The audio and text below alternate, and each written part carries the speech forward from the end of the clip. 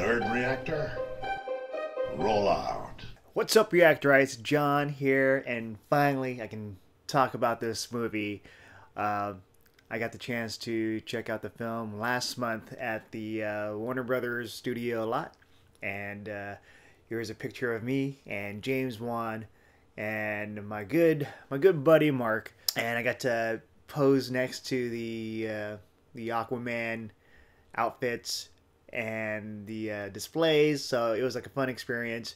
And we also get to, we saw the movie, and James Wan at the beginning of the movie, he was kind of nervous on about the movie, whether we were gonna like it or not, but I think he can put those worries to rest, because I really enjoyed this, and this movie is like a big epic grand adventure. So it takes place after the events of Justice League. So in that one, we were introduced with Aquaman. So here, Aquaman, he already knows how to fight and become a hero. He's already saving lives. So if he's already a hero, so how is this an origin story? So it's still an origin story because we still get flashbacks and scenes, prologues of how Aquaman came to be. And we also have moments of just him still discovering himself, because he's not there yet, because he's still not the king of Atlantis. So we get that, and we get to see him on his journey, and he teams up with Mera. So Mera, they pretty much they capture her character pretty well in this, in terms of powers and her outfit. And Amber Heard, she does an okay job, but the standout for this is Jason Momoa as Aquaman. So from beginning to end, he was a blast to watch. Just watching him kicking ass, and also just his sense of humor, and also there's like the self-doubt of whether he really wants to be the ruler of Atlantis, because his brother, his half-brother Orm, is trying to cause a war against the land dwellers and the surface dwellers. So we have that. So he's trying to prevent that, and so that's all of the journey. And Patrick Wilson as Orm, I thought he was okay in it. He wasn't like the most captivating villain, because he's just a guy he just wants what's rightfully his, and he's tired of the surface dwellers, and so he'll go to the extremes just to destroy them.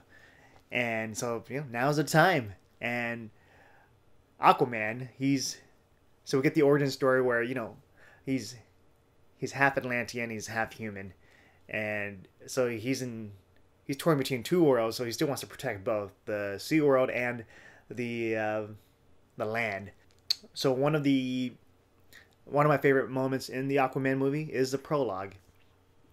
And pretty much the prologue, it explains the history of Aquaman, like the origin of Aquaman's mother, Atlanta, and also his dad, who is a guy working at the lighthouse, and he's played by Tamora Morrison. If you don't know, he plays Jango Fett from the Star Wars films, and just to see him here, it's perfect. Like just the relationship with his dad, and seeing how the dad meets an Atlantean queen, and it just feels like a fairy tale. And the music they use for this, Sigur Rós, I'm not sure how you pronounce that name, but it's like a song from back then, which I remembered they used in the Prince of Persia video game trailer, the Prince of Persia reboot.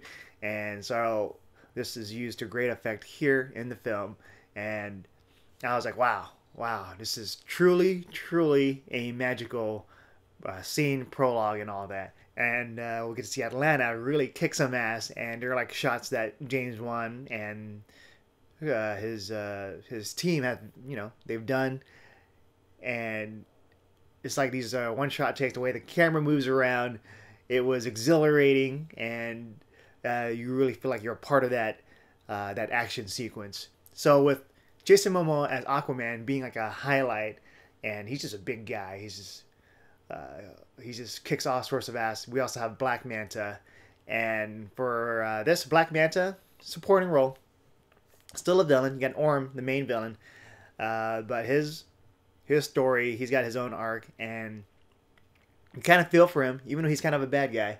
Yeah, but once he gets his outfit with the big helmet and the blast, he is out there. He has it for Aquaman. Just seeing him go up against Aquaman, that was just an exciting battle just to watch. One of the characters that I was surprised that had a lot of screen time in this movie is Willem Dafoe as Volko. And as Volko, he is the person that helps Aquaman, trains Aquaman to become, the king he was meant to be, or the hero he's meant to be. So we get to see their relationship with Aquaman and him in the present and also in the past. So we get flashback scenes. Sometimes the flashback scenes work and sometimes they don't. Just because I feel like whenever they do the flashback scenes, it kind of takes away from the urgency of the film at the present. And sometimes these flashback scenes kind of go on for a long time.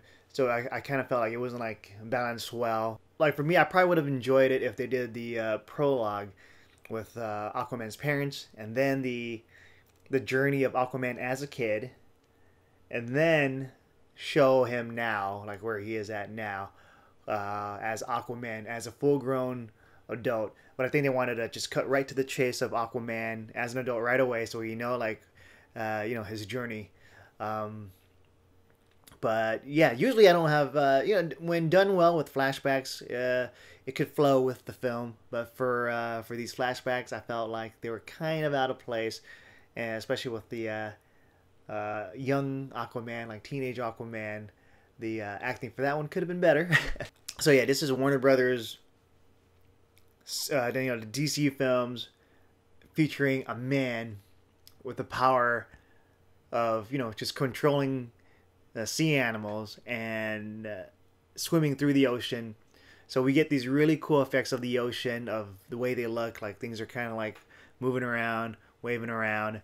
And there are, oh my god, there are a lot of very beautiful sequences of underwater life. There's all types. Like you have deep sea stuff, and you have like the Kingdom of Atlantis, and you have also the movie also has these other areas which I don't want to talk about yet, just so you can experience it when you watch it for yourself.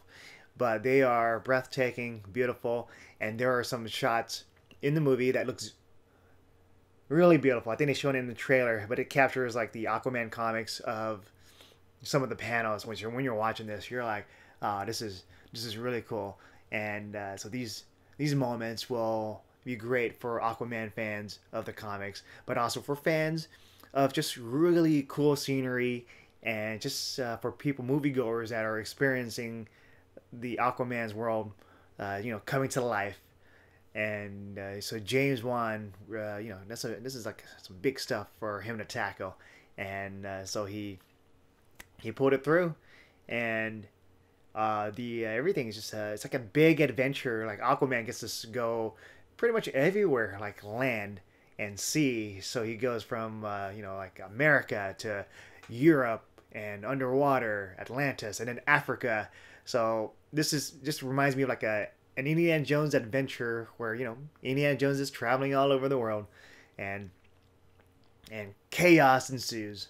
Overall, I really had fun with this film, and the weak points for me would be Amber Heard as Mera, but the strong points, you got Black Manta, and you also have you have Jason Momoa as Aquaman, and I think he's great for the character of Arthur Curry, and just the way they've done his origin story here and his adventures, whether you're in the desert or underwater. It's fun. It's a blast, and I was like rooting for him all the way. So yeah, I definitely recommend watching this film once it comes out. A lot of movies are coming out that week. Aquaman, Bumblebee, Mary Poppins Returns, and the week before, Spider-Man Into the Spider-Verse. And I haven't seen Mary Poppins Returns yet. I'm watching it soon. But so far, out of those 3 movies, like I recommend watching all of them. They're all fun to watch, and the adventures. There's like big adventures, and so December is a really good month for fans of, watching a guy swim underwater, controlling the sea. Also for a guy web swinging through the city, and a giant robot, just trying to take care of a new friend. And yeah, man, this is a good December month. Also check out my other reviews for Bumblebee, for Spider-Man Into the Spider-Verse. And with that said, I'm John, and I'll see you guys next time.